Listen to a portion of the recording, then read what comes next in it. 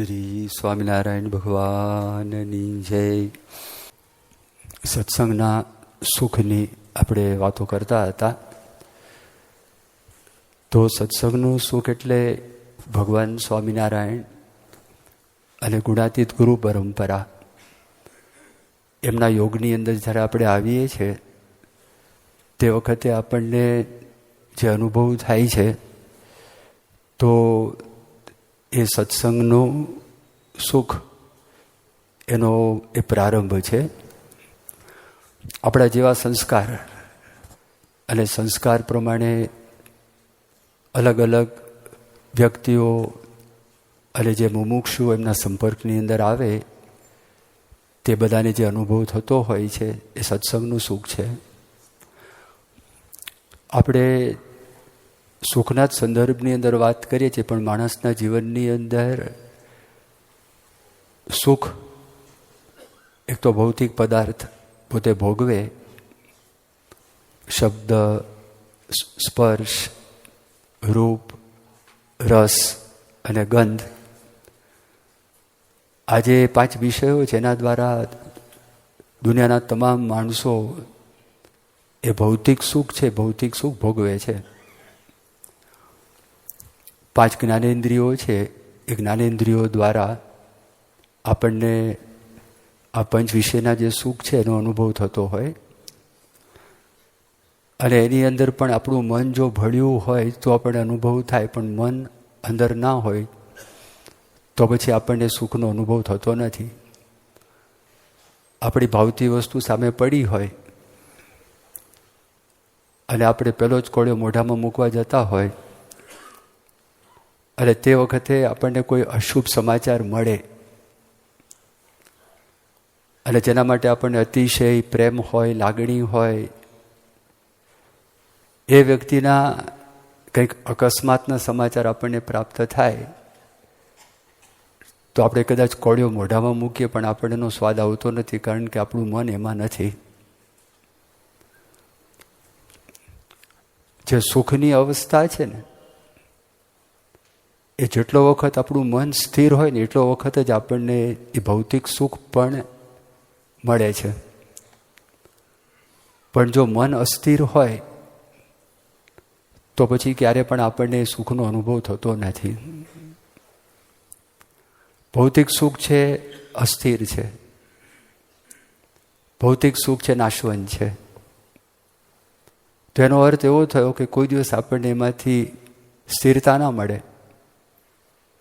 ભગવાન છે સ્થિર છે, ભગવાનના અખંડ ધારક સંત છે, એમને ભગવાનની સાથે સંબંધ છે એટલે એ પણ સ્થિર છે.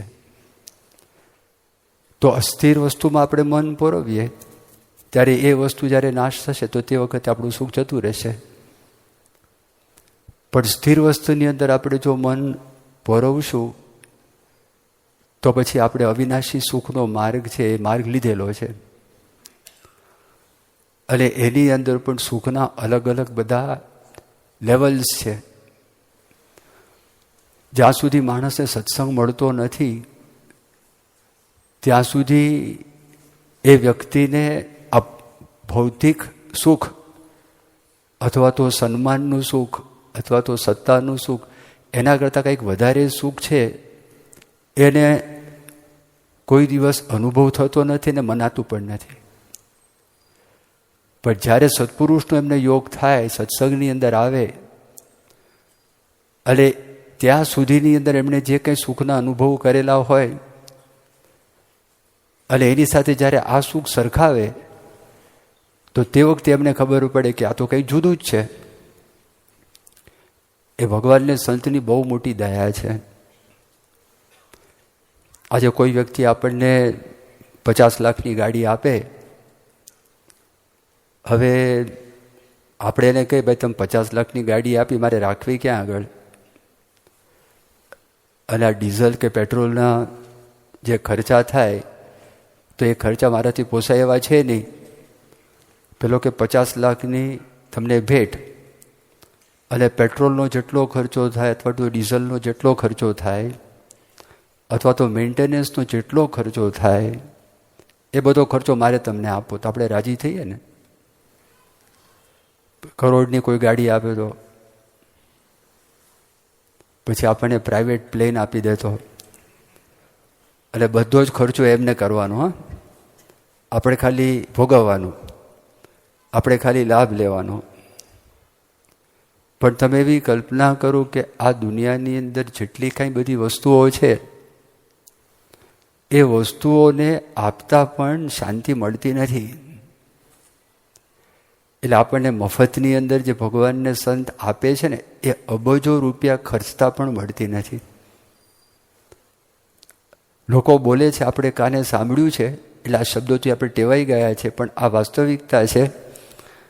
આખા દુનિયાની અંદર તમે ગમે ત્યાં ફરો, મોટા મોટા મોલમાં જાઓ, મોટી મોટી દુકાનોની અંદર જાઓ, મોટા મોટા સ્ટેડિયમોની અંદર જાઓ, પર્યટનની જગાઓમાં જાઓ, કોઈ ઠેકાણે તમને છે ને શાંતિની દુકાન નહીં મળે.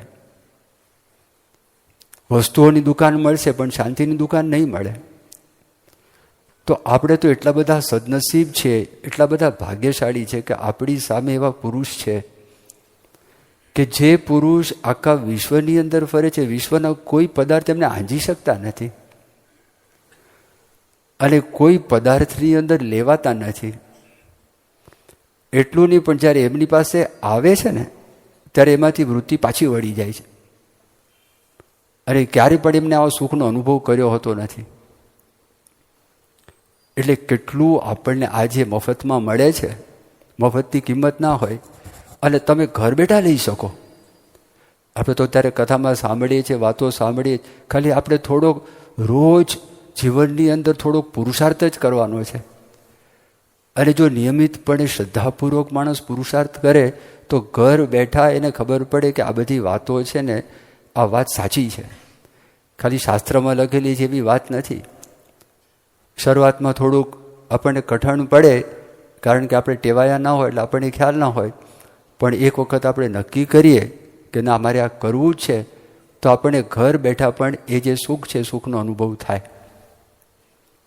તો આપણે બધા દ્રષ્ટાંતો આપતા હતા, સમજાવતા હતા, જેને કરીને આપણા જીવનની અંદર આ વાતની દ્રઢતા થાય અને ખબર પડે કે ભૌતિક સુખ ભોગવનારા વ્યક્તિઓ પણ એ શા માટે એ બધું છોડી અને આ સત્સંગ કરે, કારણ કે એમાંથી એને વધારે પ્રાપ્ત થાય. ગઈકાલે આપણે બધા દ્રષ્ટાંતો બ્રહ્માનંદ સ્વામી, નિત્યાનંદ સ્વામી, એમના આપણે દ્રષ્ટાંતો સાંભળ્યા, એમના જીવનમાં અનુભવ થયો. આનંદાનંદ સ્વામીની પણ વાત આપણે ગઈકાલે સાંભળી. કારિયાણી ગામના માચા ખાચર હતા. તમે જો પૂર્વના સંસ્કાર કેવા. માચા ખાચર માર્ગી પંથમાં હતા. હવે માર્ગી પંથની અંદર સ્ત્રી પુરુષની જે મર્યાદા છે ને, તે મર્યાદાનું જેવી રીતે પાલન થવું જોઈએ એવી રીતે પાલન ત્યાં આગળ એ પંથમાં થાય નહીં. પણ એમાં હોવા છતાં પણ બાપ દાદાના વખતથી માર્ગી પંથમાં લોકો માનતા હતા. પણ માચા ખાચર મહાનિષ્કામી હતા અને એ બાળ બ્રહ્મચારી હતા. માચા ખાચરે લગ્ન કર્યા જ નહોતા. એમને પહેલેથી સમજાઈ ગયું હતું. એ વાત એમના જીવનમાં પાક્કી હતી, એ વાત એમના જીવનમાં દ્રઢ હતી. પણ એ શેના માટે કરતા હતા? ભગવાન પ્રાપ્ત કરવા માટે. એમના મિત્ર હતા એક ભોજોચારણ કરીને. તો એક વખત માચા ખાચરે વાત કરી ભોજાચારણને, ભોજા, કાં તો તું ભગવાન શોધી આવ, કાં તો હું ભગવાનને શોધવા માટે નીકળું, પણ જ્યાં સુધી આપણને ભગવાન મળે નહીં ત્યાં સુધી આપણે પાછા આવવું નહીં. એટલે ભોજાચારણે વાત કરી કે બાપુ, આપ તો ગામધણી કહેવાઓ અને ગામના મુખી આપ છો. ગામની અંદર આપની જરૂર બધા લોકોને પડે. કાંઈ પ્રશ્ન હોય તો આપ એનું નિરાકરણ કરો અને આપ ગામેતી કહેવાઓ, ગામધણી કહેવાઓ. પણ હું જી આવું. અને એમના અંતર ખપ તો ખરેખર ભગવાનને શોધવા માટે જ પોતે નીકળેલા હતા. એટલે ફરતા ફરતા સોરઠની અંદર સમાચાર મળ્યા કે ભગવાન સ્વામિનારાયણ પોતે પ્રગટ થયા છે. એટલે ભગવાન સ્વામિનારાયણ ભગવાનના સુખનો અનુભવ કરાવે છે. ભગવાન સ્વામિનારાયણ સમાધિ છે એ કરાવે છે. ગમે તેવો જીવ હોય, સામાન્ય જીવ હોય, એને પણ આ સુખનો અનુભવ કરાવે છે. એ સમાચાર એમને મળ્યા. એટલે ભોજાચરણ ફરતા ફરતા લોજની અંદર ગયા અને જે બધી વાતો એમને સાંભળેલી હતી એ બધી જ વાતો એમને સાચી દેખાઈ, નજર સામે દેખાઈ. એમના અંતરની અંદર દર્શન માત્રે શાંતિનો અનુભવ થયો ક્યારે પણ આવી શાંતિનો અનુભવ એમને થયો નહોતો. મનમાં નક્કી કર્યું કે સાક્ષાત ભગવાન પ્રાપ્ત થયા છે. સમાધિની અંદર જેની જે માન્યતા હોય એના ઈષ્ટદેવના દર્શન કરાવે છે. એટલે કળિયુગની અંદર ભગવાનનો અવતાર છે, એ અવતાર થયેલો છે. બહુ રાજી થઈ ગયા. અને પછી એ પાછા કાર્યાણી આવે છે. અને કાર્યાણીની અંદર માચા ખાચર એ ચોરા ઉપર બેઠા હતા. અને એકદમ જોયું કે ભોજો આનંદમાં હતો, કે ભોજો તું આવી ગયો. અને બહુ આનંદમાં દેખાય છે. કંઈ મળ્યું? તો કે હા બાપુ, ભગવાન મળ્યા છે. અને વર્ણન કર્યું. આમને પણ પૂર્વના સંસ્કાર હતા. એમને એમ થયું આ બધી જે વાતો કરી એ વાત સાચી જ, માટે ગમે તેમ કરીને મારે પણ ભગવાનના દર્શન છે એ દર્શન કરવા માટે જવું. એટલે માચા ખાચર ઘરમાંથી પોતે નીકળી ગયા. ભગવાન સ્વામિનારાયણ લોજથી નીકળીને માંગરોળ આવેલા હતા. અને માંગરોળની અંદર ભુજાચાર્યને ભગવાનનું જેવું વર્ણન કરેલું એવા જ ભગવાન સ્વામિનારાયણ એમને જોયા. એમના અંતરની અંદર ટાઢક ટાઢક ટાઢક થઈ ગઈ. શાંતિ શાંતિ શાંતિ થઈ ગઈ. અને થયું નક્કી ભગવાન છે. ભગવાનની મૂર્તિની અંદર સંલગ્ન થઈ ગયા. અને આખી મૂર્તિ એ નિરખીને એ પોતે જોવા લાગ્યા. અને પછી જ્યારે સમય આવ્યો પાછો જવાનો, તો આખું શ્રીજી મહારાજનું વર્ણન એ નખશિખા પર્યંત, એટલે આખું સમગ્ર મૂર્તિ છે, સમગ્ર મૂર્તિ કેવી હતી એ બધું જ એમના જીવમાં ચોંટી ગયું હતું. એ બધું જ વર્ણન છે એમણે પાછું આવીને બુધાચાર્યને વાત કરી. અમુક સમય થયો, ભગવાન સ્વામિનારાયણ પાછા સરદારની અંદર આવ્યા. અને સરદારમાં આવે, પાછું એના મનમાં ઈચ્છા થઈ મારે ગમે તેમ કરીને ભગવાનના દર્શન કરવા માટે જવું જ છે. 200 વીઘાની અંદર કપાસ કરેલો હતો. હવે એના ભત્રીજા હતા વસ્તા ખાચર. વસ્તા ખાચરને તું બાપુ જશે, અહીંયા આગળ કપાસ છે, કપાસ થયો છે, તો કપાસ હવે એને માંથી રૂ કાઢવાનું, બધી વ્યવસ્થા કરવાની, અને એમને જતા રહેશે તો થશે શું? એટલે એમણે કીધું કે બાપુ તમારે દર્શન માટે જવું હોય તો તમે જજો, એનો વાંધો નથી, પણ આ કપાસ છે ને ઠેકાણે પાડીને જજો. એટલે ગામમાં જેટલા ઢોરો હતા ને, અને આજુબાજુના ગામના જેટલા ઢોરો તો બધા ભેગા કરીને 200 વીઘાના ખેતરમાં નાખી દીધા. એ વસ્તા ખાચરે પૂછ્યું બાપુ શું કર્યું? ઠેકાણે પાડ્યું. પાછો તું આ કાલા ફોડવાની વાત કરે, રૂ ઘરની અંદર લાવે, અને કેટલો એનો ભાવ, શું ભાવ, હું ભગવાનનું સમાગમ કરવા માટે જાઉં, મને આ સંકલ્પ વિકલ્પ થાય, ભગવાનની મૂર્તિનું મને સુખ ના આવે. એ વાત કરી. શ્રીજી મહારાજે આખું એક વચનામૃત, ગઢડા મધ્ય પ્રકરણનું 38મું વચનામૃત, માચા ખાચરનું વચનામૃત, એ આખું વચનામૃત માચા ખાચર ઉપર લખેલું તમે જુઓ. અને માચા ખાચર ભગવાનના એકાંતિક ભક્ત હતા. અને મેં તમને જે વાત કરી એ વાત કરી કે સત્સંગમાં આવ્યા પહેલાં તો માર્ગી પંથમાં હતા, છતાં નિષ્કામી હતા. આ પોતે વર્ણન કર્યું મહારાજે. અને સત્સંગ પ્રાપ્ત થયા પછી એકાંતિક ભક્ત થયા. એમ કરીને સ્વામિનારાયણ ભગવાન વર્ણન કરે છે. એક કિમિયાગર આવેલો, એ કિમિયાગર આવેલો છેતરપિંડી નવા નવા રૂપ ધારણ કરે છે. અત્યારે કળિયુગની અંદર નવું રૂપ, મહિના પહેલાંનું નવું રૂપ, એ વખતે જુદું હતું. કિમિયાગર આવીને બાપુને વાત કરી માચા ખાચરને કે તમે તો સદાવ્રતી છો, તમે તમારા ગામમાં સદાવ્રત ચલાવો છો, અન્નાર્થીને તમે અન્ન આપો છો, ખાવાનું આપો છો, તો તમારે પૈસાની જરૂર પડે તો હું તમને તાંબામાંથી રૂપું કરતાં શીખવાડું, તાંબામાંથી ચાંદી. અને કરી બતાવ્યું એમણે હાથ ચાલાકીથી. માચા ખાચરે લાકડી લીધી. લાકડી લઈને તું જા ગામ બહાર નીકળ, મારા ગામને તું બગાડીશ, ગેટ આઉટ. એટલે લાકડી લઈને એને ગામ બહાર કાઢી મૂક્યો. અમારે ભગવાન સિવાય કોઈની અપેક્ષા નથી, તું છોડ, ભગવાન જે અમને આપશે તો અમારા માટે પર્યાપ્ત છે, અમારા માટે પૂરતું છે. તો એ માચા ખાચર મહારાજના દર્શન કર્યા. અને એમને જે શાંતિનો અનુભવ થયો, જેના આધારે પ્રતીતિ થઈ, આ સત્સંગના સુખને આપણે વાત કરતા હતા. દિનમણી શર્મા, દીનાનાથ ભટ્ટ એક જ વખત સ્વામિનારાયણ ભગવાનના યોગમાં આવ્યા. તે વખતે આખા ગુજરાતની અંદર સૌથી મોટા મોટા વિદ્વાન જે ગણાતા હતા એમાંના દીનાનાથ ભટ્ટ હતા. અને અમુકના કહેવા પ્રમાણે સર્વશ્રેષ્ઠ વિદ્વાન એ હતા. ભાગવતના 18,000 શ્લોક મોઢે હતા. આપણે સત્સંગ દીક્ષાના 315 શ્લોક છે, કારિકાના 565 શ્લોક છે, બીજા મહાપૂજાના શ્લોકો છે, કોઈ ગીતા કરે ગીતાના 700 શ્લોકો છે, આ 18,000 શ્લોક એ વ્યક્તિએ મોઢે કર્યા. કેવી એની યાદશક્તિ હશે. અને ભગવાન સ્વામિનારાયણના ગઢડામાં પહેલી વખત મળ્યા અને દર્શન કર્યા, સ્થિર થઈ ગયા. નખથી શિખા પર્યંત શાંતિ શાંતિ વ્યાપી ગઈ. અને એમણે ભગવાનને પ્રાર્થના કરી, તમારી મૂર્તિ મારા હૃદયની અંદર હંમેશને માટે આવીને આવી રહેજો, એમ કરીને સંસ્કૃતનું એ વાક્ય પોતે બોલ્યા. અને દીનાનાથ ભટ્ટે ઘણા બધા ગ્રંથો લખ્યા. આખું સત્સંગી જીવન ગ્રંથ છે, શતાનંદ સ્વામીનું નામ આવે છે, પણ સંપ્રદાયનો ઇતિહાસ એવું કહે છે કે એ આખું જે સત્સંગી જીવન ગ્રંથ છે એ દીનાનાથ ભટ્ટે લખેલો છે. એવા મહાવિદ્વાન હતા.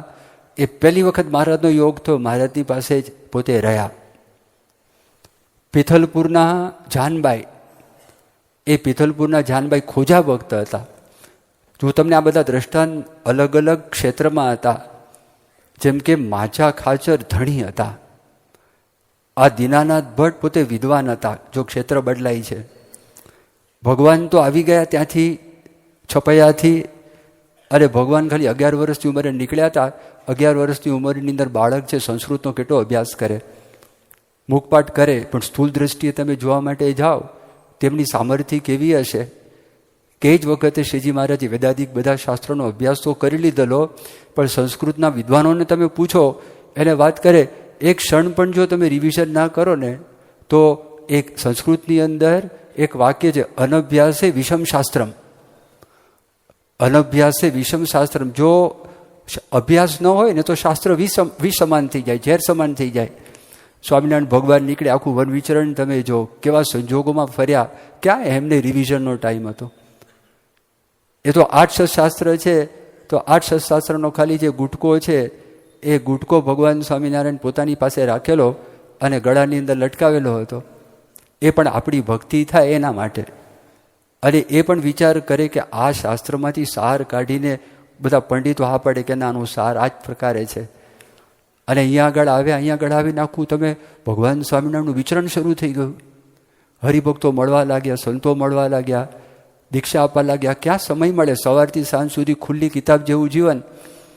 જેમ પ્રમુખ સ્વામી મહારાજનું જીવન કે મહંત સ્વામી મહારાજનું તમે જીવન જો, સવારથી રાત સુધી 1 સેકન્ડની નવરાશ તો હોતી નથી એમને.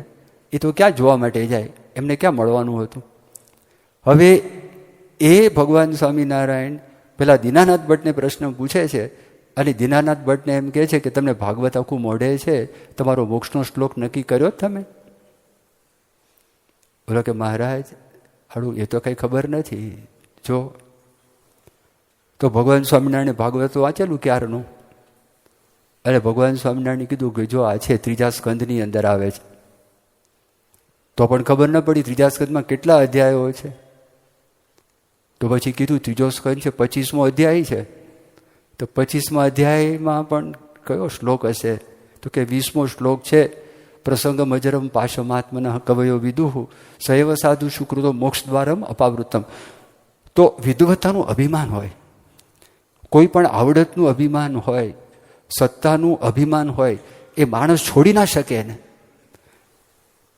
થોડુંક પણ એનું જો અપમાન થાય એ માણસ ખમી ના શકે. પણ એવા બધાને પણ જો કંઈક મળ્યું, એ એવું મળ્યું હતું કે એની પાસે હતું એના કરતાં વધારે હતું. એ તો જ આવે, તો જ માથું નમાવે, બાકી માથું નમાવે નહીં. તો દીનાનાથ ભટ્ટ આવી ગયા. વાલા ખોજા જાનબાઈ, પણ જાનબાઈ શ્રદ્ધાળુ હતા. અને નકલંગ મહાદેવ છે મહુવાની પાસે, દરિયા કિનારા ઉપર મહાદેવજીનું મંદિર છે. તો એમને એક નિયમ હતો, રોજ સવારે પિથલબાઈ ત્યાં આગળ દૂધની લોટી લઈ અને મહાદેવનું જે શિવલિંગ છે એ શિવલિંગ ઉપર ચડાવવા માટે જાય. હવે રસ્તાની અંદર કોઈ સાધુ મળે, સંન્યાસી મળે, જોગી મળે, એને દૂધ પાઈ દે. અને એવો વિચાર કરે કે મહાદેવજીએ મારો દૂધનો સ્વીકાર કર્યો, કારણ કે રસ્તાની અંદર કોઈ સાધુ, સંન્યાસી, બાવા, વૈરાગી જતી, એને મેં આ દૂધ પાઈ દીધું. ભગવાન સ્વામિનારાયણ ત્યાં પધાર્યા. અને ત્યાં આગળ ઋષિઆનંદ એ પૂજારી હતા. અને આ તો બાળ બ્રહ્મચારી નીલકંઠ વર્ણી, કૃષ શરીર, આકર્ષક, મનોહર, ચિત્તાકર્ષક, એમની ઉપસ્થિતિથી કાંઈ દિવ્ય વાતાવરણ પ્રસરે.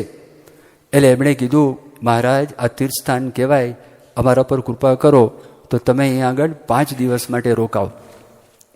તો કીધું સારું, વાંધો નહીં, 5 દિવસ માટે રોકાય. તો રોજ સવારે નીલકંઠ વર્ણી દરિયામાં સ્નાન કરવા માટે જતા.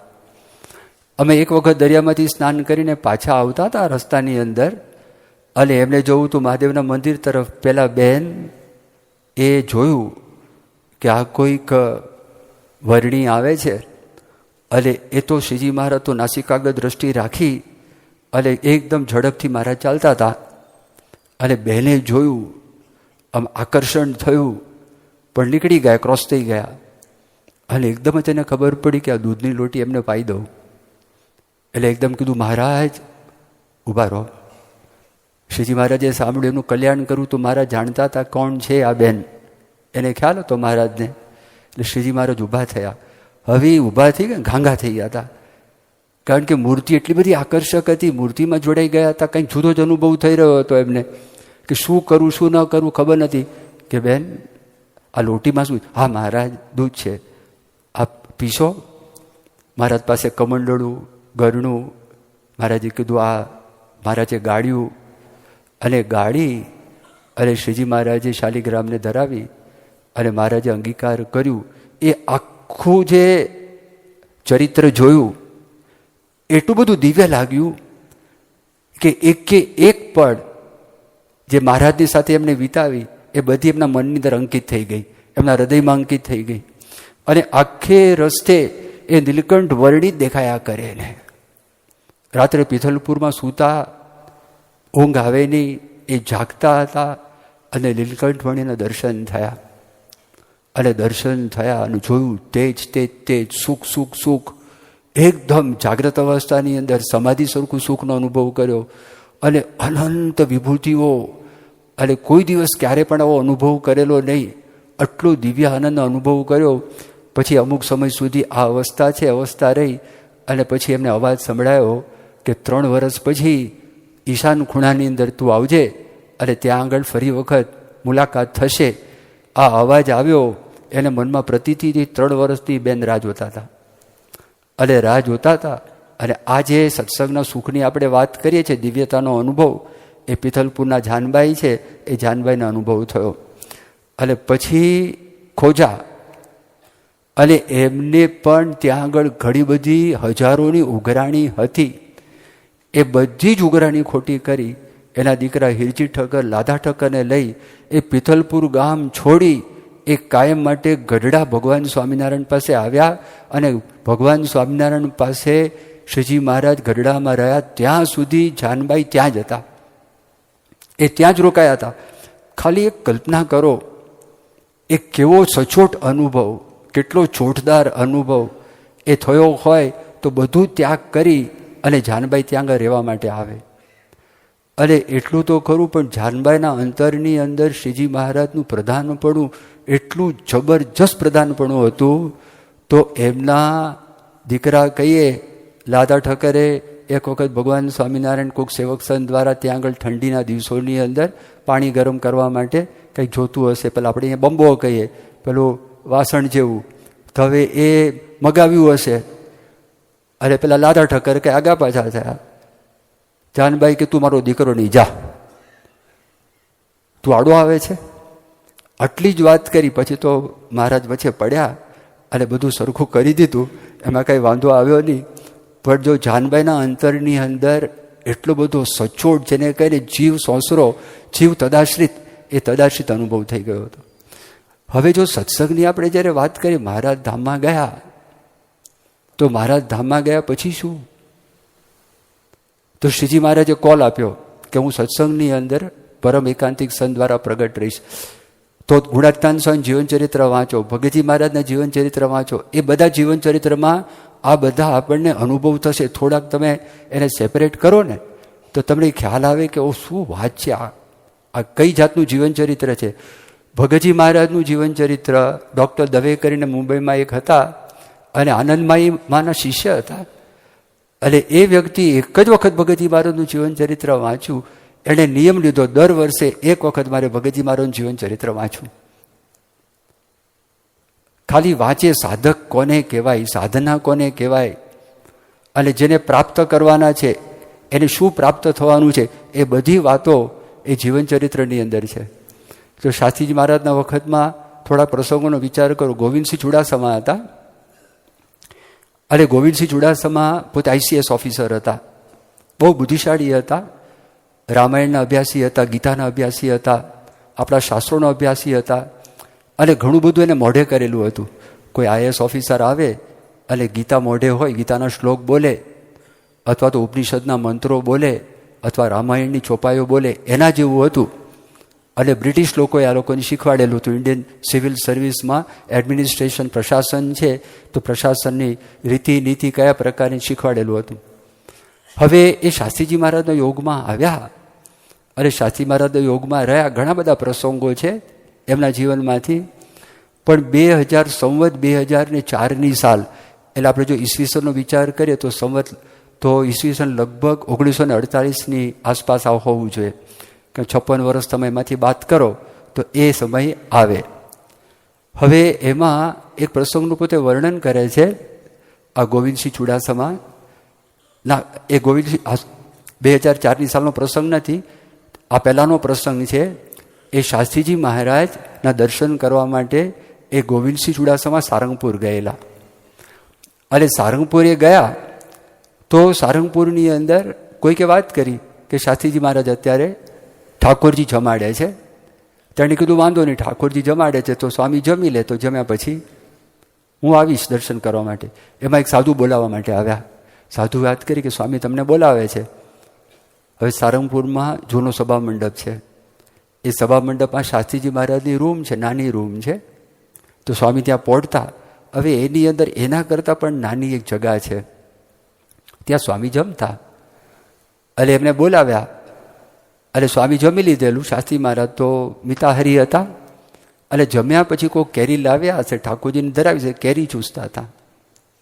હવે ગોવિંદસિંહ ચુડાસમા એ પોતાના અનુભવ છે, અનુભવનું પોતે વર્ણન કરે છે.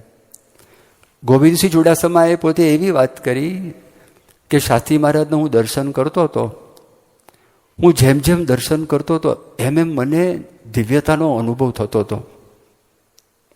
પછી એણે બીજી વાત કરી. એણે કહ્યું કે આખું સ્વામીનું શરીર આમ તેજથી ભરેલું હોય ને, તેજોમય શરીર, એવા મને દર્શન થયા. પછી ત્રીજી એમણે એવી વાત કરી કે મારું અંતરમાંથી જગત નીકળી ગયું હોય, મને એવો અનુભવ થયો. પછી મારા અંતરની અંદર આનંદ છે, એ આનંદનો અનુભવ થવા લાગ્યો, અને જાણે હું સ્વર્ગનું સુખ ભોગવતો હોઉં તો એવા સુખનો મને અનુભવ થવા લાગ્યો. અને એ સુખનો અનુભવ મને ઘણા બધા દિવસ સુધી મારી સાથે ને સાથે રહ્યો. ત્યારે મારા મનમાં એવો વિચાર આવ્યો કે કેરી ચૂસવાની એક સ્થૂળ પ્રક્રિયા, એની અંદર પણ કોઈ સંત આટલી બધી દિવ્યતા અને આટલા બધા સુખનો અનુભવ કરાવી શકે? આ મારા જીવનનો આ પ્રકારનો આ પ્રથમ અનુભવ. હવે જો ગોવિંદસિંહ ચુડાસમા છે ને, એ ઘણા બધા વખત પહેલાં એ પોતે ડેપ્યુટી કલેક્ટર હતા, અને જે વખતે આપણને સ્વતંત્રતા મળી અને સરદાર વલ્લભભાઈ પટેલે એ બધા રજવાડાઓ છે એનું વિલીનીકરણ કરી નાખેલું હતું. અને વિલીનીકરણ કર્યા પછી જે શાસ્ત્રીજી મહારાજની ઈચ્છા હતી ટેકરા ઉપર મંદિર કરવું, તેમાં ગોવિંદસિંહ ચુડાસમા એનો બહુ મોટો ફાળો હતો. તો આ પ્રસંગનું વર્ણન કરતાં કરતાં વાત કરી કે મારા તો એટલા મોટા ભાગ્ય કે મારી અલ્પ સેવાથી હું શાસ્ત્રીજી મહારાજને રાજી કરી શક્યો, તો મારું બહુ મોટું ભાગ્ય માનું છું. અને શાસ્ત્રીજી મહારાજને હું મળ્યો એ જ મારું બહુ મોટું ભાગ્ય. તો હવે એ ટેકરાવાળી જે જમીન હતી તો ભાવનગરના મહારાજાએ તો ના પાડેલી, અને ભાવનગરના મહારાજાએ કીધેલું કે આ જમીન છે શાસ્ત્રી યજ્ઞપુરુષ દાસને, જ્યાં સુધી મારું રાજ છે અને યાવત ચંદ્ર દિવાકરો ત્યાં સુધી એમને આ ટેકરા ઉપરની જમીન નહીં મળે. અને ઓફિશિયલ સીલ વાગી ગયું હતું, મોરછાપ થઈ ગઈ હતી. આ પ્રસંગ આ બધા જાણો છો. શાસ્ત્રી મહારાજને જ્યારે સમાચાર મળ્યા ત્યારે શાસ્ત્રી મહારાજ એવું બોલ્યા, રાજ પલટો થશે ને જમીન મળશે. હવે આ સંતમાં કેવી તાકાત! પ્રમુખ સ્વામી મહારાજ વાત કરે, શાસ્ત્રીજી મહારાજનું મુઠ્ઠી હાડકા જેવું શરીર, અને શાસ્ત્રીજી મહારાજનું કૃષ શરીર, અને એમાં તાકાત જુઓ, રાજપલટો થયો, બ્રિટિશ સરકાર ગઈ અને ભારત સ્વતંત્ર થયું, અને તે વખતે ફરી વખત આ ગોવિંદસિંહ ચુડાસમા છે તેની પાસે વાત કરી કે ટેકરાવાળી જમીન છે, અમારે જોઈએ છે. અને ભાવનગરની અંદર ભાવનગરના મહારાજાનો નીલમબાગમાં જે પેલેસ હતો એ પેલેસની અંદર સરકારની ઓફિસ થઈ. અને સરકારની ઓફિસ થઈને ગોવિંદસિંહ ચુડાસમા ગોંડલ ગયેલા હતા. એમના મનમાં આ બધા બહુ નેકીવાળા માણસો, બહુ પ્રામાણિક માણસો એવા હતા. એટલે મને કે તમે સ્વામી સમજાવો કે ગઢડાની અંદર એક મંદિર તો છે, બીજા મંદિરની જરૂર શું? શા માટે ટેકરા ઉપર મંદિર કરવું છે? શાસ્ત્રીજી મહારાજે ગોંડલની અંદર 3 થી 4 કલાક સુધી કાં તો એનાથી વધારે આખો આજે વૈદિક સનાતન સિદ્ધાંત શું છે એ બધું એમને સમજાવ્યો. એમના મનમાં ફિટ થયું કે ના વાત સાચી છે. અને પછી એમણે નક્કી કર્યું કે આપણે મદદ કરીએ. એટલે મોહનલાલ મોતીચંદ જે નગર શેઠ હતા ગઢડાના, અને જે જૂનું મંદિર છે તે મંદિર સાથે એકદમ ઇન્ટિમેટલી સંકળાયેલા હતા. અને એમને બોલાવ્યા, ભાવનગર બોલાવ્યા. ભાવનગર આવ્યા તો તે વખતે ગોવિંદસિંહ ચુડાસમા એકદમ મુત્સદી વ્યક્તિ, નીલમબાગ પેલેસ એનો બહારનો દરવાજો તો સિક્યુરિટીને કહી રાખેલું તમે એને અટકાવજો, અંદર આવવા દેતા નહીં. પછી જે મકાનમાં પોતાની ઓફિસ હતી ત્યાં બેઠા હતા ત્યાં નીચે સિક્યુરિટીવાળાને કીધું બીજી વખત તમે ત્યાં અટકાવજો. પછી ત્રીજી વખત ઉપર આવ્યા તો એની જે કેબિન છે કેબિનની બહાર કે ત્રીજી વખત ત્યાં તમે અટકાવજો. આ એમને ગોઠવણ કરી રાખી. હવે શરૂઆતમાં ભાવનગરના મહારાજા છે તો એટલું બધું અમને ગરોબો, તો અનંતરાય પટની ત્યાંના દિવાન હતા. અને એમના કહેવાથી બાકી મહારાજા કૃષ્ણકુમારસિંહજી તો બહુ ખાનદાન માણસ હતા, બહુ ઉદાર માણસ હતા. અને એ વ્યક્તિ આ પ્રજાવત્સલ એવા હતા. પણ દિવાન છે ને, રાજા બેઠા હોય ગાદીએ, બધું કામ કરે દિવાન. અને અનંતરાય પટની મોહનલાલ મોતીચંદ એની સાથે એની મિત્રતા, એટલે કીધેલું કે આ લોકોને આપવાની જ નથી આપણે, એ બધું ગોઠવણ કરેલી. એટલે એમણે સહી કરી આપેલી મહારાજાએ. હવે મહારાજાને મળવું હોય તો મોહનલાલ મોતીચંદને કોઈ રોકી શકે નહીં. એને ખબર છે મહારાજાના આ મિત્ર થાય. એટલે બહારના નીલમબાગ પેલેસનો દરવાજો હોય કે નીચેનું મકાન પેલેસ નીચે આવે ત્યાં પણ નહીં, ઉપર પણ નહીં, એ બધે જઈ શકે. પહેલી વખત એમને અનુભવ થયો જેવો ભાવનગરમાં આવ્યા, નીલમબાગ પેલેસમાં દાખલ થયા મોહનલાલ મોતીચંદ એ કે તમે ગમે તે હો, જ્યાં સુધી એમને ઓર્ડર મળ્યો નથી તમે અંદર ના જઈ શકો. એને પહેલો જ ધક્કો વાગ્યો કે હવે આપણી સત્તા ચાલશે નહીં. અને ગોઠવણી જ કરેલી. અને પછી ત્યાં આવ્યો મહેલ, ત્યાં રોક્યા સિક્યુરિટીએ. અને સિક્યુરિટીએ રોક્યા એટલે કીધું કે પરમિશન વગર ના જવાય, લેવી પડે, પરમિશન લેવી પડશે. તો પરમિશન તો હતી જ, આ તો બધું નાટક હતું. તે બીજી વખત રોક્યા. અને ત્રીજી વખત રોક્યા. આ બુદ્ધિશાળી માણસ નગર શેઠ સમજી ગયા કે હવે કંઈ આપણું કંઈ ચાલે એવું લાગતું નથી. અને પછી ગોવિંદસિંહ ચુડાસમા અંદર બેઠા, આવો આવો, મુત્સદી બરાબર નાસ્તો, એને જે ઉકાળા પાણી કરાવવાના હોય, આગતા સ્વાગતા, સ્ટેટ્સમેન કહેવાય. ફક્ત પોલિટિશિયન નહીં, સ્ટેટ્સમેન કહેવાય ને. આગતા સ્વાગતા, આવો બેસો, પધારો, આ કરો તે કરો. તો કીધું કે બોલો સાહેબ, મને કેમ બોલાવ્યા? એ કે શાસ્ત્રી યજ્ઞ પુરુષ દાસજી, શાસ્ત્રીજી મહારાજ, એમને ટેકરા ઉપર જમીન લેવી છે, તો તમારું શું મત છે? મોહનલાલ મોતીચંદ કે હવે તો આપણે બોલાવ્યું નથી, સરદારનું રાજ છે અને સરદાર શાસ્ત્રીજી મહારાજના શિષ્ય છે, એટલે આપણું તો કંઈ ચાલે એવું છે નહીં, નકમ આપણે અળખામણા થઈએ. એટલે એમણે મોહનલાલ મોતીચંદે આમને પૂછ્યું કે તમારું શું મત પડે? તો આ આખો પ્રસંગ હું તમને વર્ણન કરું છું ને, અમદાવાદની સભાની અંદર જૂના સભા મંડપમાં રવિવારના દિવસે ગોવિંદસિંહ ચુડાસમાએ જાતે આ પ્રસંગ કીધેલો. તે વખતે તેનું શરીર એકદમ પહાડી શરીર, ઊંચા, હથેળી 3 વખત કે મેં પછાડી કે એમને જમીન આપી છે, 3 વખત પછાડ્યું. તો કે મારે વાંધો નથી, તમારે આપીઓ તો મારે પ્રશ્ન નથી, હું જૂના મંદિરમાં બધાને સમજાવી દઈશ, એ લોકોને વાત કરીશ કે ત્યાં આગળ આપવાનું છે. એ સેવા જે વાત કરી ગોવિંદસિંહ ચુડાસમાએ, મારી પાસેથી આ સેવા લીધી. હવે એમને શાસ્ત્રીજી મહારાજે કેવા પુરુષ, કેરી ચૂસતા, કોઈ માણસ કેરી ચૂસતો હોય તમને સ્વાદિયો લાગે, આપણે જોતા હોય ને મારો સ્વાદિયો લાગે છે. હવે આમને દેખાય જુદો જ અનુભવ થયો, દિવ્યતાનો અનુભવ, અંતરમાં આનંદ, સ્વર્ગનું સુખ હું જો પ્રાપ્ત કરું છું એવો મને અનુભવ થયો. ઘણા બધા લાંબા સમય સુધી મને આ અનુભવ થયો. આ બધું વર્ણન ગોવિંદસિંહ ચુડાસમાએ કર્યું.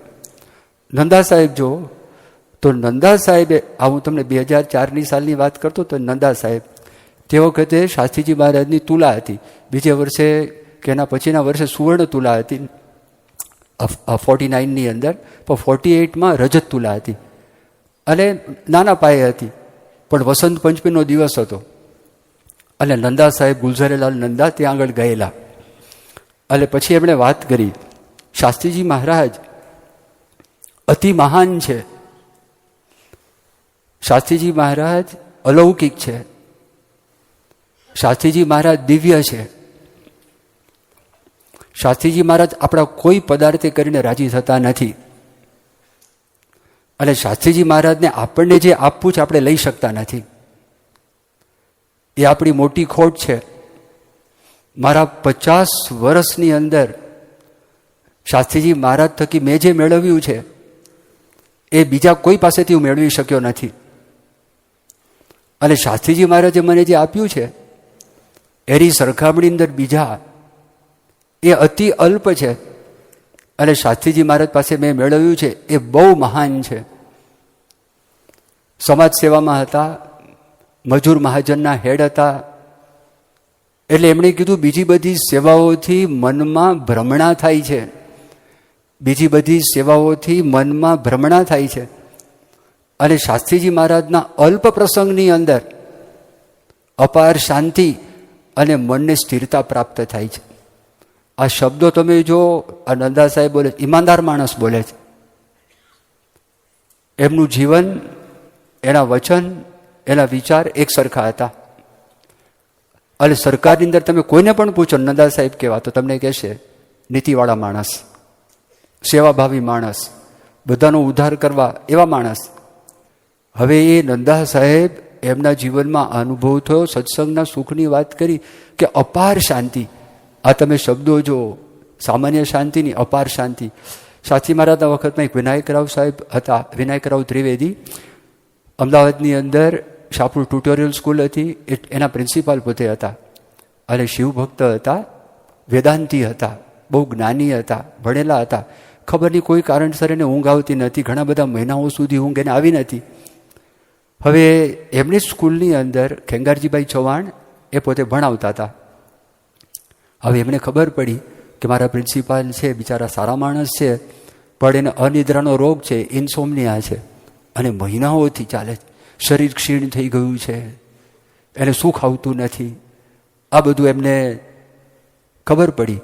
એટલે એમણે કીધું કે સાહેબ, હું તમને એક વાત કરું, મારા ગુરુ શાસ્ત્રીજી મહારાજ છે, તમે જો એમના આશીર્વાદ લો તો તમારો રોગ છે રોગ જાય, અને એવી સંભાવના ને એવી શક્યતા છે. અને રઢુની અંદર તમે આવશો? તો કે હું આવું. શાસ્ત્રી મહારાજ પાસે આવ્યા, ખેંગારજીભાઈ પરિચય કરાયો કે સ્વામી અમારા સાહેબ છે, અને બહુ જ જ્ઞાની છે, વેદાંતી છે, ભણેલા છે, પણ સ્વામી મહિનાઓથી ઊંઘ નથી આવતી, અને શરીર લેવાઈ ગયું છે, ક્ષીણ થઈ ગયું છે, આપ આશીર્વાદ આપો, ઊંઘ આવે એવું થાય. શાસ્ત્રી મહારાજ હસવા લાગ્યા. જે ગાદી ઉપર બેઠા હતા ગાદી ઊંચી કરીને કીધું, આ ગાદી નીચે ઘણી બધી ઊંઘ પડી છે, એમને કહો ભગવાનનો આશરો કરે અને વચનામૃતનું વાંચન કરે તો અબઘડીએ ઊંઘ આવે. આ તો બહુ હોશિયાર વ્યક્તિ, નાગર બ્રાહ્મણ અને બુદ્ધિશાળી માણસ, નાગર બુદ્ધિના સાગર. એટલે વિચાર કરો, બધા વૈદો, મોટા મોટા ડૉક્ટરોએ વાત કરી આ અસાધ્ય રોગ છે અને આ રોગ કોઈ રીતે મટેવો નથી, ઘણી બધી દવા દારૂ કરીને ખાલી વચનામૃત વાંચવાની અંદર આ ઊંઘની વાત કરે. પણ બોલ્યા છે, પ્રયત્ન કરીએ. શાસ્ત્રી મહારાજ કે વચનામૃત લાવો, જાઓ લઈ જાઓ, તમે આસને જ્યાં આગળ તમારો ઉતારો છે ત્યાં જઈ અને તમે વાંચો. તે એમણે એના સેવકને વાત કરી, સાથે સેવકને લાવેલા, અને એમની જ ગાડીની અંદર ખેંગારજીમાં બધા રઢુ આવેલા, અને એમને વાત કરી કે તમે આ છે પેલા સેવકને કીધું તું વાંચ. 2 કે 3 વચનામૃત વાંચ્યા ને ઊંઘી ગયા. અને ઊંઘ કેવી? 8 કલાકે ઉઠ્યા, અને મહિનાઓની ઊંઘ પછી 8 કલાકે એ જાગ્યા. તો સુષુપ્તિનું જે સુખ છે ને, આજે તમને કોઈ કે આપણે શાંતિની વાત કરી, શાંતિ, પણ કોઈ દિવસ આપણે સુષુપ્તિના સુખનો અનુભવ જો તમે કર્યો હોય ને, એ દરેક વખતે નથી થતો. શુદ્ધ સુષુપ્તિ, હા, જે શુદ્ધ સુષુપ્તિ તમે જાગો ને તો તમને બહુ સુખ, મજા આવે એકદમ. કારણ કે સગુણ બ્રહ્મ છે, તો સુષુપ્તિ અંદર આત્મા છે, એની સાથે એની એકતા થાય છે, અને એમાંથી એને સુખનો અનુભવ થાય છે. પણ એને સેજ અંદાજ આવે કે આજે શાંતિની આપણે વાત કરીએ છીએ, કઈ વાત છે. એટલી બધી શાંતિ થઈ ગઈ, એને થયું કે આ તો ગજબ થઈ ગયું. અને તો ચુસ્ત સત્સંગી થયા. શાસ્ત્રીજી મહારાજ એને બ્રહ્મર્ષિની ઉપમા આપી, અને એમના થકી ઘણા બધાને સત્સંગ. વિશ્વપ્રકાશ સ્વામી લંડનમાં છે ને, એ લંડન એ એમના પેલામાં થાય, એના શું કહેવાય, વિનાયકરાવ સાહેબની દીકરીના એના પેલાની અંદર આવે છે. તો એ એમના શામલ સોમિલ જે ગાયકો છે, તો એ ગાયકો પણ વિનાયકરાવ ત્રિવેદી સાહેબ તો એના જ કુટુંબની અંદર આવે છે. પણ આ પાક્કા સત્સંગી થયા, આ એનો અનુભવ થયો. મોમ્બાસાના ગરીબભક્ત હતા સિટી કાકા. હવે જો આ શિવપંથી, એની મેં તમને વાત કરી, જુદા. નંદા સાહેબ સમાજ સેવક, આર્ય સમાજિસ્ટ, એનું આખું ફિલ્ડ જુદું. હવે એને અનુભવ થાય છે, જુદો અનુભવ, અલગ અલગ. ગોવિંદસિંહ ચુડાસમા એ ICS ઓફિસર કહેવાય, એક કર્મચારી કહેવાય, એને આ અનુભવ થાય છે. હવે સિટી કાકા મોમ્બાસાની અંદર એક ફર્મ હતી, ટ્રેઝરીના પોતે હેડ હતા, 200 યુરોપિયન નીચે કામ કરતા હતા, એવા માણસ હતા. અને થિયોસોફિકલ સોસાયટીના પ્રમુખ હતા. જેમ અલગ અલગ શાખાઓ હોય છે ને, બધા પરિવારો, તો એ થિયોસોફિકલ સોસાયટી અમેરિકાની અંદર એક રશિયન બાઈ હતી, મેડમ બ્લેટવેસ્કી, તો એણે આની સ્થાપના કરી હતી. એની સાથે બીજા 2 માણસો જોડાયેલા હતા. તો આખા વિશ્વની અંદર એના કેન્દ્રો હતા. અને મોમ્બાસા ખાતે આ સિટી કાકા થિયોસોફિકલ સોસાયટીના હેડ હતા. અંતરની અંદર અતૃપ્તિ હતી. કોઈ કે સ્વામિનારાયણ સત્સંગની વાત કરી, સ્વામિનારાયણ સત્સંગમાં આવ્યા, અને ટરોરોના મગનભાઈ, એ મગનભાઈના યોગમાં પહેલી જ વખત દર્શન કર્યા. તરત સિટી કાકાના મનમાં એમ થયું, ગીતાની અંદર જે શ્લોક લખ્યો છે, બ્રહ્મભૂત પ્રસન્નાત્મા ન શોચતી ન કાંક્ષતી સમ સર્વેષુ ભૂતેષુ મદભક્તિમ લભતે પરામ, તો એ મગનભાઈમાં દેખાય છે. તો મગનભાઈને એમને દંડવત કર્યા. મગનભાઈ શાસ્ત્રીજી મહારાજના મહિમાની વાત કરી. હું તો કાંઈ નથી, શાસ્ત્રીજી મહારાજ તો ભગવાનનું સ્વરૂપ છે, અને આ લોકની અંદર આવ્યા છે. સિટી કાકાની ચટપટી જાગી શાસ્ત્રી મહારાજના દર્શન કરવા. એક વખત ભારત આવી ગયા, આફ્રિકાથી ભારત આવ્યા, અને ત્યાં આગળ એમને સમાચાર મળ્યા. મોતીભાઈ ભગવાનદાસનું ઘર હતું, તે ઘરની અંદર ખબર પડી સ્વામી આવે છે, તો ત્યાં હતા. ત્યાં ખબર પડી સ્વામી સ્ટેશન ઉપર આવવાના છે. તો એ સ્ટેશન, આણંદ સ્ટેશન ઉપર, એ ત્યાં આગળ સિટી કાકા ગયા. અને જેવા શાસ્ત્રી મહારાજ ઉતર્યા, અને મગનભાઈએ જે વર્ણન કરેલું એવું જ વર્ણન, શાસ્ત્રી મહારાજના દર્શન, સાક્ષાત શ્રીજી મહારાજના દર્શન કરતા હોય. થિયોસોફિકલ સોસાયટીના આ વ્યક્તિ પ્રમુખ, અને સ્ટેશન ઉપર એના બધા સફારી સૂટ હતો, એની અંદર દંડવત, અને દંડવત કરીને શાસ્ત્રીજી મહારાજના પગ પકડ્યા અને છોડે નહીં. શાસ્ત્રી મહારાજ જાણતા હતા કે આ કોણ છે, એ તો જીવને ઓળખે, એમને ખબર પડે, એમને પકડવા દીધા. અને પછી ઊભા કરીને શાસ્ત્રી મહારાજ એમને ભેટ્યા. અને તે વખતે એને દિવ્ય અનુભવ, આત્મા છે ને, શાસ્ત્રી મહારાજ ચૈતન્ય તત્વ, યાદ રાખજો, શ્રીજી મહારાજમાં દેહને આત્મા જુદા નહીં સમજવાના. કુળાતીતાનંદ સ્વામીમાં પણ દેહને આત્મા જુદા નહીં સમજવાના. આપણને દેહને આત્મા જેમ અલગ છે ને, એ આખું ચૈતન્ય તત્વ છે. તો ચૈતન્ય તત્વ આપણા ચૈતન્ય સાથે સ્પર્શ થાય, અને સ્પર્શ થાય તે વખતે જે આત્મા સચ્ચિદાનંદ છે, સુખરૂપ, સત્તારૂપ, જ્ઞાનરૂપ, એ આત્માની તરસ ત્યારે જ મટે છે. બાકી કોઈ ભૌતિક પદાર્થે આત્માની તરસ નહીં મટે, કોઈ દિવસ સંતોષ નહીં થાય. ભલે આપણી પાસે હોય, ભગવાનના ઉપયોગમાં આવી, આપણે ભોગવતાની ના નથી, પણ એનાથી તૃપ્તિ નહીં થાય. ભગવાનને સંત મળશે, એનાથી જ તૃપ્તિ થશે. એ જે અનુભવ જુદો અનુભવ છે. હવે એ અનુભવ આમને થયો, અને પહેલાં થયું કે આ વાત સાચી. મોતીભાઈ ભગવાનદાસના ઘરે ગયા, 3 દિવસ ત્યાં આગળ રોકાયા. પણ પહેલે દિવસે શાસ્ત્રીજી મહારાજે ભગવાન સ્વામિનારાયણના સર્વોપરીપણાની વાત કરી. પહેલે જ દિવસે. અને ગુણાતાન સ્વામી મૂળ અક્ષરથી એ વાત કરી, હરિભોગ તો વિચાર કરે આ માણસ નવો છે, થિયોસોફિકલ સોસાયટીમાંથી આવે છે, અને આ સ્વરૂપ નિષ્ઠાની વાત પહેલે દિવસે શાસ્ત્રી મહારાજ કરે છે, નક્કી આ વ્યક્તિ સંસ્કારીઓ હોવા જોઈએ. અને શાસ્ત્રીજી મહારાજ અંતર્યામીપણે સિટી કાકા એટલે છોટાભાઈ પટેલ એમના મનની અંદર 30 થી 40 પ્રશ્નો તૈયાર કરીને લાવેલા. કારણ કે બુદ્ધિશાળી માણસ, ભણેલા માણસ, તો એના જ કેટલાક પ્રશ્નોના જવાબ અંતર્યામીપણે શાસ્ત્રી મહારાજ આપતા હતા. એ વાત સાંભળીને સ્ટેશન ઉપર જે દિવ્ય શાંતિનો અનુભવ થયો, ફરી વખત આ વાત સાંભળીને એવી જ શાંતિને આનંદનો અનુભવ થયો. 2-3 દિવસ થયા, વિનંતી કરી, મારું ગામ વલાસણ છે, સ્વામી પધારો. શાસ્ત્રી મહારાજ કે આવીશું. બસ બીજે દિવસે સ્વામી વલાસણ જવા માટે તૈયાર થયા. કરમસદ ગયા, કરમસદથી વલાસણ આવ્યા. અને વલાસણ ગામમાં ત્યાં આગળ એમના ઘરે એમના પિતા એ બીજા સંપ્રદાયને માનતા હતા, અને એમને આ ગમતું નહોતું. હવે એમની પૂજાની જે રૂમ હતી એના પિતાની, એ એમના પૂજાના રૂમની અંદર શાસ્ત્રી મહારાજની બેઠક ગોઠવેલી, એટલે વધારે અકળાયા. પણ જેવા સ્વામીને જોયા ને, અને સિટી કાકાનો ત્રીજો અનુભવ, દિવ્યતાનો અનુભવ, એના બાપુજીનું પરિવર્તન ખાલી દર્શન માત્રે કરીને એમના મુખમાંથી શબ્દો નીકળ્યા કે તમે મારા ભગવાન છો, અને તમે જેમ કહેશો હું કરીશ, મારું શીશ તમને હું અર્પણ કરું. આ સિટી વિચારે કરે શું બોલે છે, હજી તો અહીંયા આગળ આવવાની ના પાડતા હતા, લાવતા જ નહીં. અને હવે અહીંયા આગળ આખું પરિવર્તન થઈ ગયું. આ ત્રીજો અનુભવ થયો.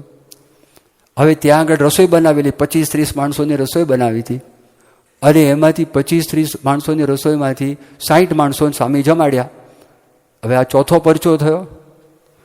અને પછી સ્વામીએ વાત કરી. સ્વામીએ કહ્યું કે તમે જો ગાડું હોય ને તો આપણે વડતાલ છે, વડતાલ દર્શન કરવા માટે જવું છે. આ એમણે વાત કરી. વડતાલ દર્શન કરવા માટે જવું છે. આ પણ અંતર્યામીપણે વાત કરી કે મારા મનમાં પ્રશ્નો ચાલતા હતા કે વડતાલ અને આ જુદા કેમ, આ વડતાલ ને બોચાસણ અલગ કેમ, એ ચાલતું હતું. ને સ્વામીએ કીધું કે આપણે વડતાલ દર્શન માટે જવું છે, અને ગાડાની વ્યવસ્થા તમે જુઓ, કોઈ ગાડું તમને આપે તો. સિટી કાકા વિચાર કરે, આ ટાઈમ બપોરનો ટાઈમ, બધા ખેતરમાં ગાડા ગયા હોય, અહીંયા ગાડું લાવવું ક્યાંથી? પણ સ્વામીએ કીધું, જેવા નીકળ્યા ને એક ખેડૂત સામેથી મળ્યો. સિટી કાકાને કે છોટાભાઈ કંઈ કામકાજ હોય તો કહેજો, ગાડાની જરૂર હોય તો કહેજો. ગાડાની જરૂર હોય તો તમે વાત કરજો. એને થયું મારું આ તો સ્વામી બધું નક્કી કરી રાખ્યું છે, ખાલી એ જે આપણને કે આપણા મનમાં કેવા બધા ભાવો ઉત્પન્ન થાય છે તો એ જોતા હોય. એમને તો ખબર જ છે આ કામ થવાનું. તે ગાડામાં બેઠા, અને ગાડામાં બેસીને શાસ્ત્રીજી મહારાજ ભગવાન સ્વામિનારાયણના ચરિત્રોની બધી જે વાતો કરવા લાગ્યા, તો વડતાલમાં અક્ષર ભવનની અંદર ભગવાન સ્વામિનારાયણની જે બેઠી મૂર્તિ છે અભય મુદ્રાવાળી, તો એના દર્શન શાસ્ત્રીજી મહારાજમાં એમને થયા. એને થયું કે આ તો ગજબ થઈ ગયું. અને અક્ષરધામના સુખનો અનુભવ, અને એ ગાળાની અંદર પણ અંતર્યામીપણે જેટલા પ્રશ્નો હતા, એક પછી એક પ્રશ્નોના જવાબ છે ને એ શાસ્ત્રીજી મહારાજે આપતા હતા. અને પછી આગળ તલાવડી આવી, અને તલાવડી આવી તો તે વખતે એમણે વાત કરી. શાસ્ત્રીજી મહારાજે કહ્યું આ તલાવડીમાં ભગવાન સ્વામિનારાયણ નાયા છે. અને પાકે પહેલે ધડાકે સિટી કાકાને નિશ્ચય થઈ ગયો, જડબે સલાક નિશ્ચય. અને એવો નિશ્ચય થઈ ગયો, તેની પાસે કોઈ પણ વ્યક્તિ આવે તો એ વ્યક્તિને એ નિષ્ઠાની વાત કરે. 1982 સાલમાં અમારી સાથે વિદેશમાં પૂજ્ય ડૉક્ટર સ્વામી સાથે બાપાની આજ્ઞાથી વિચરણમાં હતા. બોલે છે સુપ્રીમ ડિવાઇન હોલીનેસ પ્રમુખ Swami Maharaj, his divine Holiness doctor સ્વામી, હિઝ હોલીનેસ સંતો. એ સિટી કાકા પડાકા, જેને કહે ધડાકા ને પડાકા કરે. અને એક વખત પ્રમુખ સ્વામી મહારાજને સિટી કાકાએ પૂછ્યું કે સ્વામી અક્ષરધામનું સુખ કેવું? તો બાપા હસતા હસતા કે તમને આવે છે એવું, તમને આવે છે એવું. તો એ મલકાયા કરે, દેહ ભાવ ભૂલી જાય. તો જો આ સિટી કાકાને અનુભવ સત્સંગના સુખની આપણે વાત કરીએ છીએ, તો આ સત્સંગનો સુખ. યોગીજી મહારાજના જીવનના કેટલાક પ્રસંગો આપણે સાંભળે. યોગીજી મહારાજ 1946 સાલમાં મુંબઈમાં હતા, અને મુંબઈની અંદર ત્યાં આગળ મનુ સુબેદાર અર્થશાસ્ત્રી, મોટા અર્થશાસ્ત્રી, સત્સંગી નહીં, સસ્તું સાહિત્ય ટ્રસ્ટના એ પ્રમુખ, લોટસ ટ્રસ્ટના એ પ્રમુખ અને યોગી બાપાને મળ્યા. હવે જો યોગીજી મહારાજને મળ્યા ને એ પોતે શું બોલે છે. મનુ સુબેદારે વાત કરી કે સ્વામી, હું ઘણા ઘણા ઘણા મહાત્માઓને મળ્યો છું અને ઘણા મહાનુભાવોને મળ્યો છું, પણ આપના મોઢા ઉપર જે અખંડ બ્રહ્મનો આનંદ છે એ કોઈના મોઢા પર મેં જોયો નથી.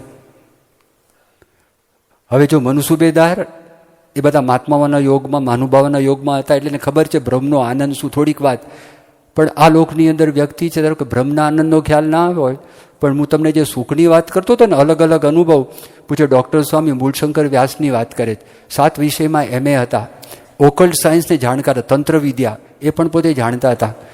તો આફ્રિકાની અંદર ઝામ્બિયા દેશ, એ ઝામ્બિયા દેશના રાષ્ટ્રપતિ કેનેથ કોન્ડા, તો એ લોકો અમેરિકાની અંદર ત્યાં યુએનઓમાં મળેલા અને એ બાજુમાં હતા મૂળશંકર વ્યાસ.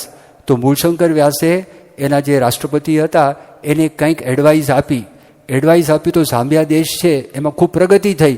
તો એને વિચાર થયો કે મૂળશંકર વ્યાસ મારા એડવાઇઝર તરીકે ઇન્ડિયામાંથી અહીંયા મારા દેશમાં આવે કે ના આવે. એટલે વિનંતી કરી મૂળશંકર વ્યાસને કે તમે ઝામ્બિયા આવશો અને સલાહકાર તરીકે, કે હું આવું, વાંધો નહીં. હવે સલાહકાર તરીકે ત્યાં એ હતા.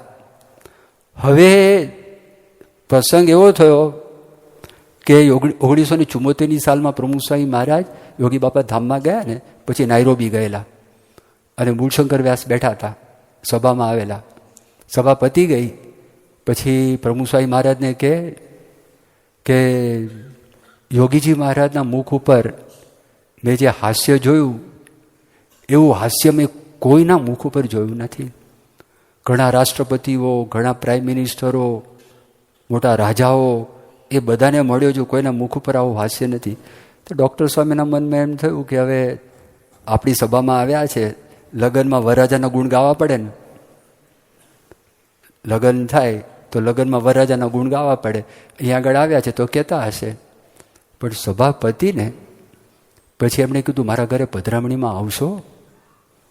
ડૉક્ટર સ્વામીને વાત કરી એટલે ડૉક્ટર સ્વામી કીધું કે સારું. પછી થયું કે ના, આમને કંઈક થયું હોવું જોઈએ. ઘરે ગયા, હસ્તલિખિત હજી છપાવવાનું બાકી હતું, એ પુસ્તક હતું. એ પુસ્તકની અંદર યોગીજી મહારાજને 1962 કે 63ની સાલમાં મુંબઈની અંદર ખાલી 10 મિનિટ માટે મુલાકાત થયેલી હતી અને નંદા સાહેબ સાથે આવેલા એ અનુભવનું વર્ણન જેમણે કર્યું એ પુસ્તકમાં લખેલું. એને થયું કે આ વાત મારી સાચી છે. હવે એને આ બધી ઓકલ્ટ સાયન્સ આવડે છે કે નહીં. 1980માં પ્રમુખ સ્વામી મહારાજ ફરી વખત ગયા હતા એટલે વિવેકસાગર સ્વામીને, આત્મસ્વરૂપ સ્વામીને પોતાના ઘરે લઈ ગયા અને લઈ જઈને એમણે વાત કરી.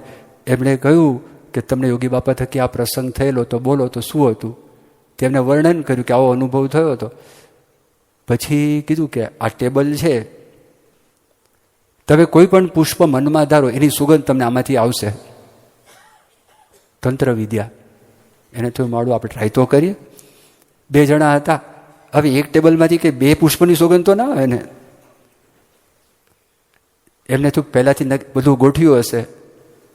તો વિવેકસાગર સ્વામી, આત્મસ્વરૂપ સ્વામી એકે મનમાં સંકલ્પ કર્યો ગુલાબ, બીજાએ સંકલ્પ કર્યો મોગરો. તો જેણે ગુલાબનો સંકલ્પ કર્યો હતો આત્મસ્વરૂપ સ્વામી, એમને ગુલાબની સુગંધ આવી અને વિવેકસાગર સ્વામીને મોગરાના પુષ્પની સુગંધ આવી. કે મારું આ ઓકલ્ટ સાયન્સ છે તો સાચું, આમાં ખોટું તો છે નહીં. યોગી બાપાથી એ પ્રભાવિત થયા હતા. તો જો મનુ સુબેદારે એ વાત કરી, મનુ સુબેદારે કીધું કે સ્વામી, મેં આટલા બધા મહાત્માઓને મળ્યો છું, મહાનુભાવોને મળ્યો છું, આપના મુખ ઉપર જે અખંડ દિવ્ય આનંદ છે મેં કોઈના મોઢા ઉપર જોયો નથી.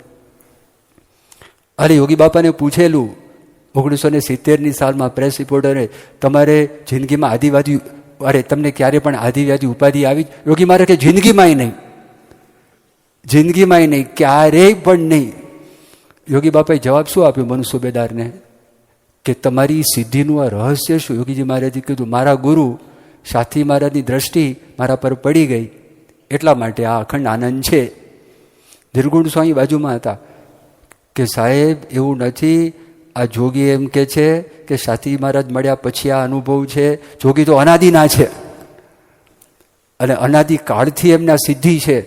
એ મનુ સુબેદાર આ 1946ની સાલનો પ્રસંગ એ ત્યાં થયો. જો બીજો પ્રસંગ યોગી બાપાની જે હયાતીની અંદર થયો એ 1954ની સાલમાં કાળુપુરમાં નરનારાયણ મંદિર છે. તે વખતે આચાર્ય દેવેન્દ્ર પ્રસાદજી મહારાજ હતા. એમના દીકરા માંદા પડેલા હતા અને અસારવાની અંદર ત્યાં આગળ આચાર્ય મહારાજનું મકાન, તે અસારવામાં પહેલાં એમનું મકાન હતું. હવે એ માંદા હતા. યોગી બાપાને ખબર પડી. યોગી બાપા આવેલા અમદાવાદમાં 1954ની સાલમાં અને યોગીજી મહારાજ એમણે પોતે કીધું કે મારે મળવા માટે જવું છે, માંદા છે તો આપણે જઈએ. હવે પૂર્વ તૈયારી કરવા માટે જયંતિભાઈ કોઠારી એ ત્યાં આગળ ગયા. તો દેવેન્દ્ર પ્રસાદજી મહારાજ હતા. ત્યાં આગળ કાળુપુર મંદિરના ટ્રસ્ટી હતા નવીનચંદ્ર શેઠ કરીને, એ પણ હાજર હતા. અને ત્યાં આગળ ભોગીલાલ ત્રિવેદી ભારત દેશ સ્વતંત્ર થયો તો રેલવેના પ્રથમ ભારત ખાતેના ટ્રાફિક ઇન્સ્પેક્ટર એ ભોગીલાલ, DTS કહેવાતા, ટ્રાફિક ઇન્સ્પેક્ટર ફર્સ્ટ એ બનેલા. એ જૂના મંદિરના જ હતા. એ પણ ત્યાં હતા. એ બેઠા હતા અને જયંતિભાઈએ વાત કરી, યોગી બાપાની ઈચ્છા છે કે તમને આગળ મળવા માટે આવું. બહુ રાજી થયા આચાર્ય મહારાજ. એમણે કીધું કે યોગી મહારાજનો અમારા પર બહુ પ્રેમ છે, એ નિર્દોષ મૂર્તિ છે, એનું વાણીને વર્તન છે, એમાં એકતા છે અને અમારા પર બહુ પ્રેમ રાખે છે, આવું વાત કરી. તે વખતે ભોગીલાલ ત્રિવેદી એ જૂના મંદિરના સત્સંગી બોલ્યા કે મેં ઘણી બધી વખત ગુણાતીતાનંદ સ્વામીની વાતો વાંચી છે.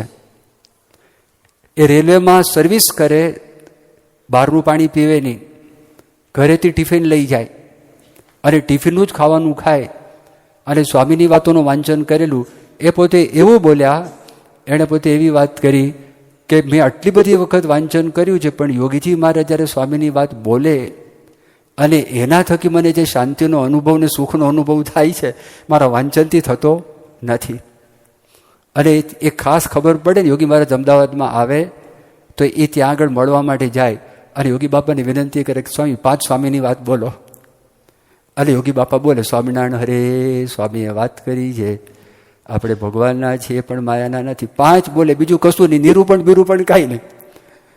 અને અંતરમાં ટાઢક, એના અંતર છે, અંતરની અંદર એ એકદમ શાંતિ થઈ જાય. તો ભોગીલાલભાઈને અનુભવ થયો. 1957ની સાલનો પ્રસંગ છે. સોજિત્રા ગામના એક પટેલ મગનભાઈ, મોતીભાઈ પટેલ, એ આવેલા હતા સારંગપુર. હવે એ વ્યક્તિ કોણ? એ વ્યક્તિ મહર્ષિ અરવિંદ, પોંડિચેરીની અંદર આશ્રમ છે ને, અરવિંદ આશ્રમ, તો એના ચુસ્ત અનુયાયી, પાક્કા અનુયાયી. વળી પાછા ઋષિકેશની અંદર શિવાનજી મહારાજ એમને સંસર્ગમાં આવેલા. પછી અલમોરાની આગળ મિર્તોલા એના યોગી કૃષ્ણ પ્રેમના સંસર્ગમાં આવેલા. પછી દક્ષિણમાં મદ્રાસમાં અરુણાચલ પર્વત છે તો ત્યાં રમણ મહર્ષિ રહેતા હતા, એમના સંસર્ગમાં આવેલા. આ બધાના સંસર્ગમાં આવેલા હતા અને યોગી બાપાના દર્શન કર્યા. પ્રથમ દર્શન એને જે અનુભવ થયો ને, તો અનુભવમાં એને શું વાત કરી? ફર્સ્ટ દર્શન, યોગી મહારાજના દર્શન કર્યા અને બોલ્યા કે જોગીઓ તો ઘણા જોયા પણ ખરા જોગી યોગીજી મહારાજ છે. જોગીઓ તો ઘણા જોયા પણ ખરા જોગી એ યોગીજી મહારાજ છે. પછી ઇંગ્લિશમાં બોલ્યા, he has light and he can give light. એની પાસે પ્રકાશ છે અને બીજાને એ પ્રકાશ આપી શકે. જો પ્રથમ અનુભવ, એને જે અનુભવ થયો અને પછી તો એ તો ધ્યાનના અંગવાળા, કારણ કે ત્યાં આગળ અરવિંદ આશ્રમમાં ધ્યાન કરાવે. યોગીમાં એની ધ્યાનની ઈચ્છા હતી કે શાસ્ત્રી મહારાજના રૂમમાં જઈને ધ્યાન કરો. 3 વાગે ધ્યાન કરવા માટે ગયા શાસ્ત્રી મહારાજના રૂમમાં, નાનો રૂમ.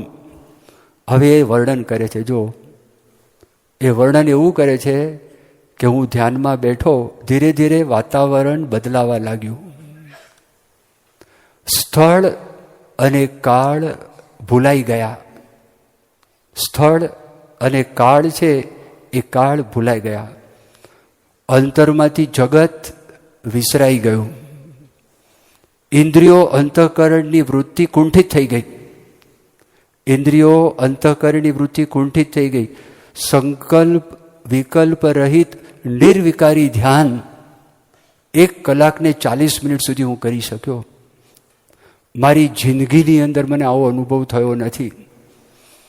એમણે પોતે વાત કરી કે ભગવાનનો આનંદ કોને કહેવાય એની મને સહેજ ઝાંખી થઈ. એ યોગીજી મહારાજને હું મળ્યો, એના થકી મને આ અનુભવ થયો. હવે મેં તમને આ બધું વર્ણન કર્યું. એવા પ્રસંગો પ્રમુખ સાંઈ મહારાજના વખતમાં પણ છે, મોહન સાંઈ મહારાજના પણ વખતમાં છે. પણ હવે આ છે, હવે જે સત્સંગનું યથાર્થ સુખની વાત કરી છે ને, એની થોડીક વાત કરીને આપણે પૂરું કરીએ. કારણ કાલે છેલ્લો દિવસ છે પૂર્ણાહુતિનો. પાછા પ્રસંગો તો ઘણા બધા છે, પણ આપણે અત્યારે હવે આ જે આપણને અનુભવ થાય છે ને, તો એનાથી તૃપ્તિ ન માનવી. કારણ કે જ્યાં સુધી આપણા અંતરમાં સ્વભાવ છે, ખાસ કરીને અભિમાન, એટલે ભગવાનને રોજ પ્રાર્થના કરવી કે આ સત્સંગમાં સારધાર પાર પાડજો, ચડતા રંગ સાથે અને સાધુતાના ગુણો આપીને. આ અનુભવ થયો હોય અને આપણને 100%ની 1000% ખાતરી હોય કે આ જગતના બધા જ સુખ કરતા અનેકાનેક ઘણું મોટું છે, પણ માન એવું છે ને, એને સત્સંગમાંથી બહાર ફેંકી દે. અલૈયા ખાચરને જવું પડ્યું તો અલૈયા ખાચરના અનુભવ નહોતા થયા. અલૈયા ખાચરના વચને બીજાને સમાધિ થતી, અને મરેલા માણસને અલૈયા ખાચરે જીવતા કરેલા. આ સમર્થી અત્યારે 1 જણ પાસે હોય તો અત્યારે 8 અબજની વસ્તીમાં ભગવાન થઈને પૂજાય. ત્યાં સુધી હતું તો અનુભવ તો હતો ને, તો અનુભવ તો હતો હોય ને. પણ એ સ્વભાવ છે, એ સ્વભાવથી એને પણ દાબી દીધો. ભલે પાછળથી પસ્તાવો થયો, ફરી વખત સત્સંગમાં આવ્યા, મુક્તાનંદ સ્વામીને સત્સંગમાં લીધા. ભગવાન છે, દયાળુ છે, ભગવાન છોડતા નથી. પણ આપણને એ ખબર પડવી જોઈએ કે આ જે સુખની વાત કરી છે, તો એ કયું સુખ છે જે મહારાજ વર્ણન કરે છે ને. તો મહારાજે વર્ણન કર્યું તો એની તમને ખાલી એક એ વાત કરું, અને ઉપનિષદની અંદર વર્ણન કર્યું છે એ સત્સંગનું યથાર્થ સુખ છે. ઉપનિષદમાં તૈતરીય ઉપનિષદ છે, અને તૈતરીય ઉપનિષદની અંદર આનંદવલ્લી નામનો એક વિભાગ આવે છે. આનંદવલ્લીમાં વાત કરી કે માણસનું સુખ, આદર્શ માણસનું સુખ કોને કહેવાય. તેમાં લખે છે, યુવા સ્યાત સાધુ યુવા અધ્યાપક આશિષ્ટ બલિષ્ઠ દ્રધિષ્ઠ તસ્યૈવ સર્વા પૃથિવી વિત્તસ્ય પૂર્ણા સ્યાત સ એકો માનુષ આનંદ. એક માણસનો આનંદ કેટલો કહેવાય? તેમ કે છે કે યુવા સદ, યુવાન હોય, સાધુ યુવા સ્યાત, પાછો સદગુણી હોય, પછી આશિષ્ટ આશાવાન હોય, પછી દ્રઢિષ્ઠ મનથી દ્રઢ હોય, બલિષ્ઠ એ વ્યક્તિ બળવાન હોય, ઉત્સાહી હોય. એવી વ્યક્તિને આખી પૃથ્વી, તસ્યૈવ પૃથિવી સર્વા વિત્તસ્ય પૂર્ણા સ્યાત, આખી પૃથ્વી વિત્તથી, ધન દોલતથી, પૈસાથી ભરેલી હોય, એનો માલિક હોય, એ યુવાનને મળે ને, એક માણસનો આનંદ છે. હવે એના કરતાં 100 ગણો વધારે આનંદ કોનો? તો મનુષ્ય ગંધર્વનો. પછી એના કરતાં 100 ગણો દેવ ગંધર્વનો. પછી એના કરતાં 100 ગણો પિતૃનો. એના કરતાં 100 ગણો અજાનજ દેવનો. એના કરતાં 100 ગણો કર્મદેવનો. એના કરતાં 100 ગણો દેવતાનો. એના કરતાં 100 ગણો ઇન્દ્રનો. એના કરતાં 100 ગણો પ્રજાપતિનો. અને એના કરતાં બૃહસ્પતિનો. એના કરતાં 100 ગણો પ્રજાપતિનો. અને એના કરતાં 100 ગણો બ્રહ્મનો. આ માણસનું જે સુખ છે ને, એ માણસના સુખ આપણે 20 મીંડા લગાવીએ ને, 20 મીંડા માણસના સુખ ઉપર 20 મીંડા લગાવે, એ બ્રહ્મનો આનંદ છે. હવે આમાં શું સમજ પડે આપણને? આ એટલો મોટો આંકડો છે, 20 આંકડો એટલે અને કેવી રીતે વર્ણન કરું? એક એને કે 100 અબજ અબજ, અબજ એટલે 9 મીંડા, બીજા અબજ એટલે 9 મીંડા, 100 એટલે બીજા 2, 20 મીંડા થયા. એટલે 100 અબજ અબજ ગણું એક માણસ કરતા, એ બ્રહ્મનો આનંદ. હવે સ્થૂળ દ્રષ્ટિએ શ્રીજી મહારાજે વાત કરી, એ યથાર્થ સુખની જે વાત કરે છે ને, એ આપણને બધાને એ આપવા માટે આવ્યા છે. બોલો, હવે એની સામે આપણો દાખલો, પુરુષાર્થ, સાવ મામૂલી પુરુષાર્થ, આ તો મને લાગે છે ભગવાન સિવાય કોઈનું ગજું નહીં, ભગવાન સિવાય કોઈની તાકાત નહીં, કે આટલી બધી ઉદારતા જેના જીવનમાં, અને આપણા દોષ, સ્વભાવ, પ્રકૃતિ એની સામે આંખ મીચોણા કરી અને આપણને અનંત વખત માફ કરી અને આગળ આગળ લઈ જાય, એ કેટલો મોટો પરોપકાર. તો એક વતનામૃત ઘણું બધું છે, પણ એક વાત કરું, સારંગપુરનું પહેલું વતનામૃત, એમાં ભગવાન વર્ણન કરે છે આ સુખનું. આ ઉપનિષદની વાત કરીને હવે આ થોડુંક આપણને સમજાય. ભગવાનના એક નિમિષ માત્રના દર્શન, આપણે દર્શન તો કરી જ મોહન સ્વામી મહારાજના, પણ આપણે જો બ્રહ્મરૂપ થઈએ તો કેવું સુખ આવે. એક નિમિષ માત્રના દર્શન, તે ઉપર અનંત કોટી બ્રહ્માંડના વિષય સુખને વારી ફેરીને નાખી દઈએ, અને ભગવાનના એક રોમાં જેટલું સુખ રહ્યું છે એટલું જો અનંત કોટી બ્રહ્માંડના સુખ ભેગા કરીએ તો એની કોટીના ભાગમાં, કોટી ભાગના પાસાંગમાં ના આવે. હવે આનો અર્થ શું થયો? દ્રષ્ટાંત તરીકે જો ઘણા બધા વર્ષો પહેલા મુંબઈની અંદર માઇકલ જેક્સન આવેલા, પોપ સિંગર, ગાયક, એ આવેલા, તો બ્લેકમાં ટિકિટો વેચાયેલી.